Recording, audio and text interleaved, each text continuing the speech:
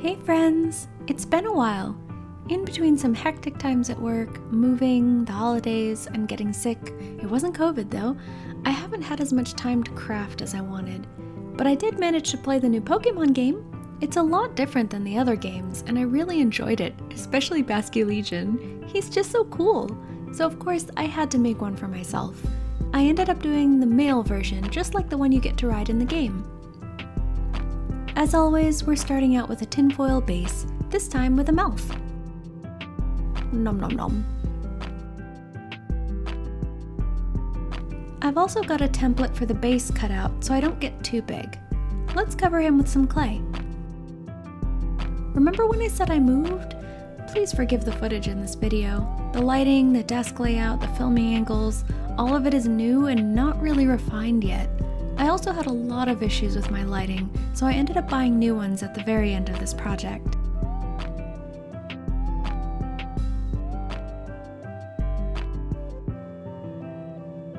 His mouth took a lot of refining. I didn't realize that his tinfoil mouth wasn't quite right, so here we are with a lot of clay.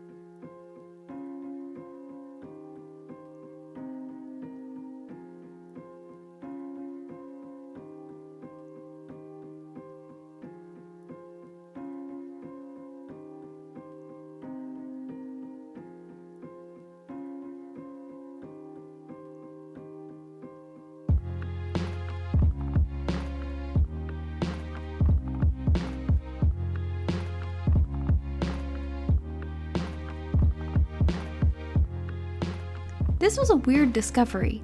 This is a tiny piece of that silicone stuff that you put between the counter and the stove. It worked really well as a smoothing tool as long as I kept it clean.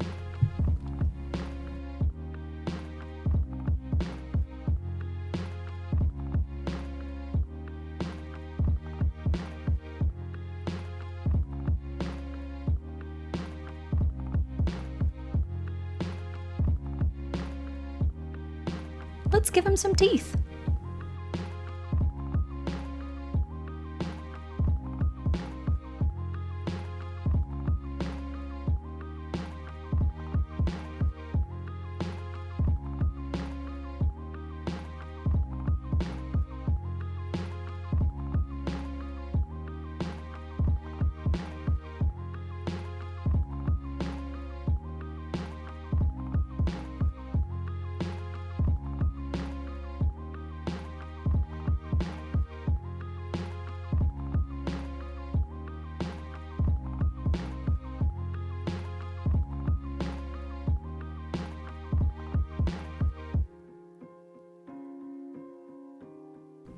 He's starting to take shape, so let's give him these little gill ridges.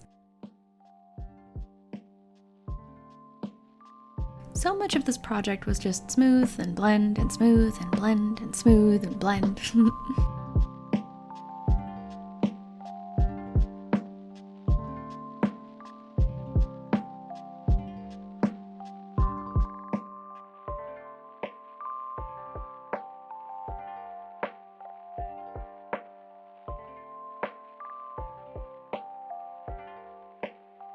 Now for the fun part, his mustaches, eyebrow, and tail. I love the design of these, how they look like fun clouds. I created paper templates to make sure I was getting things symmetrical, and I cut them out and attached them with my favorite liquid Sculpey.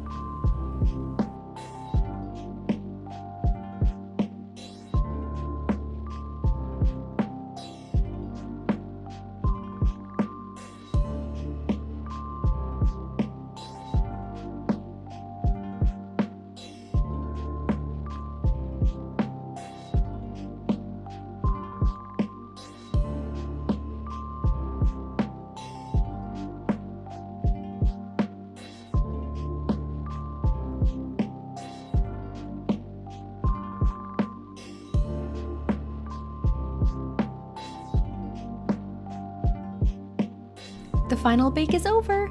I made him his own little taco stand so he wouldn't smush his details laying on his side in the oven.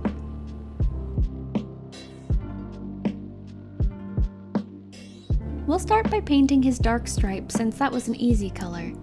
I picked up some Arteza acrylics and this is my very first time using them. I'm so used to my Artist Loft set from Michaels and I thought this would be a nice upgrade. Wow. I had no idea how different the experience would be. The paints are actually really different in texture and drying time, and I'm definitely hitting a learning curve trying to figure out how to thin, blend, and generally use them. Also the colors. I'm still learning what each of the colors looks like when it's dry, and how the more opaque ones work with the less opaque ones, so we're trying the green now.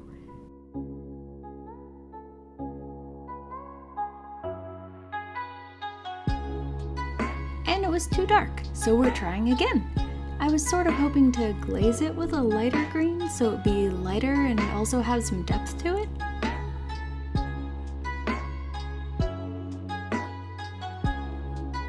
I got a new brush. This one has an angle so I can get inside his mouth.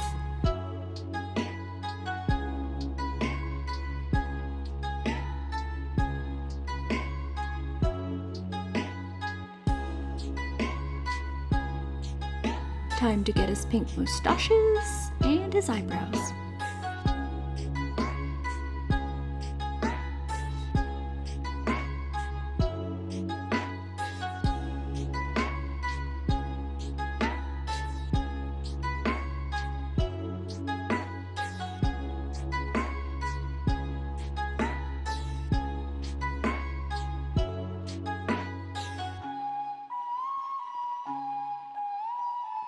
Remember when I said there was a learning curve with colors?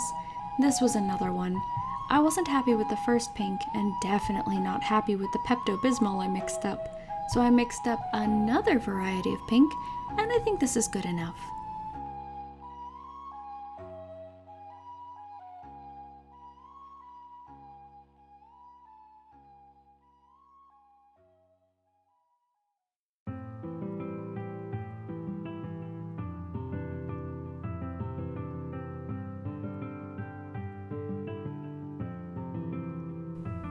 Also, once I got the pink done, I didn't like my second green, so here we go with third green. When in doubt, just add more layers, I guess? Also, apologies for the flickering in the video. This was part of the lighting problem I was having.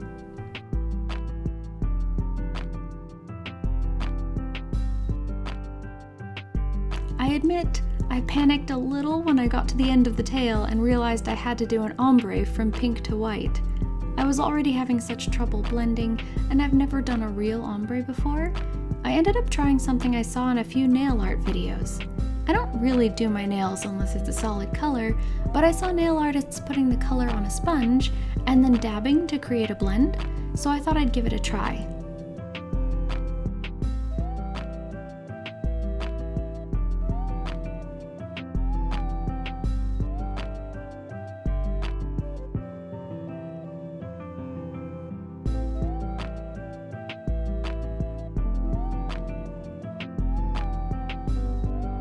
Cue the awkward hands.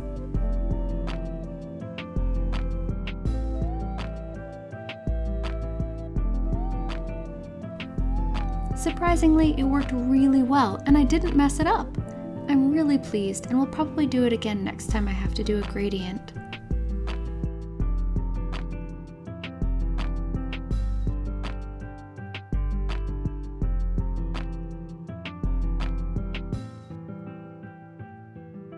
As you can see, I broke the fins while painting. It's fine, I'll just reattach them after I get some shadows in the pink.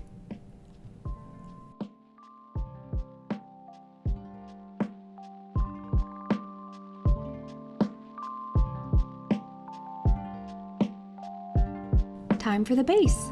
I was originally going to do a thick resin pour and then carve the top like I've seen some other artists do, but it's too cold to let the resin cure outside. So I tried to fake it by making little divots in all sizes in the clay and paint it with a couple shades of blue after baking.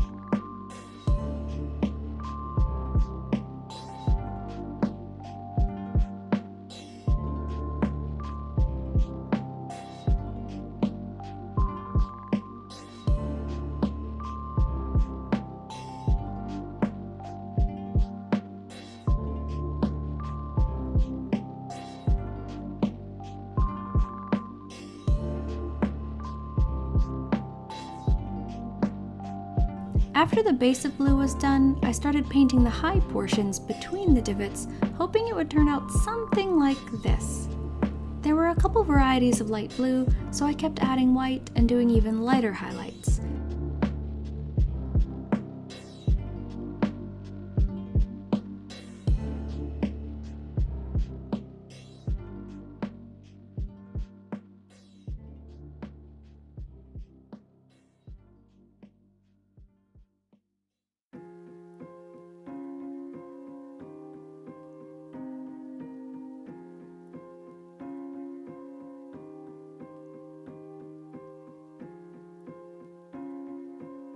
I even mixed a tiny bit of yellow in the last highlight to fake that sun-kissed look.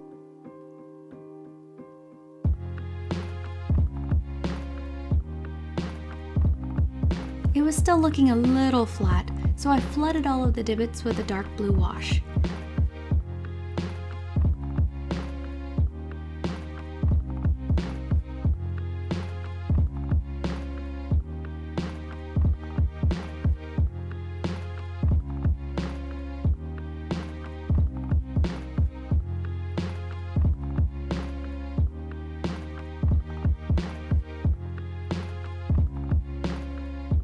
After they were all dry, I coated it with a layer of UV resin for some gloss and to create a flat surface for the supports.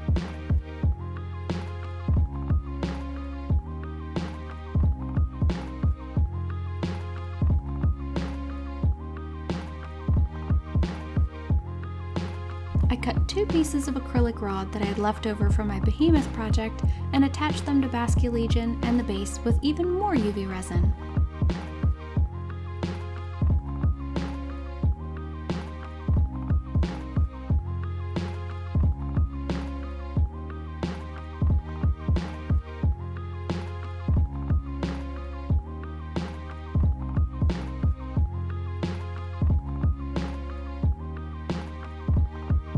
Ta-da! He's done! I think he came out pretty cute. Maybe I'll make more Pokemon in the future as well. I really hope you enjoyed this, and thank you for going along with me with all of my lighting problems and my new setup. Hopefully the next video is a little bit smoother and should be coming out soon.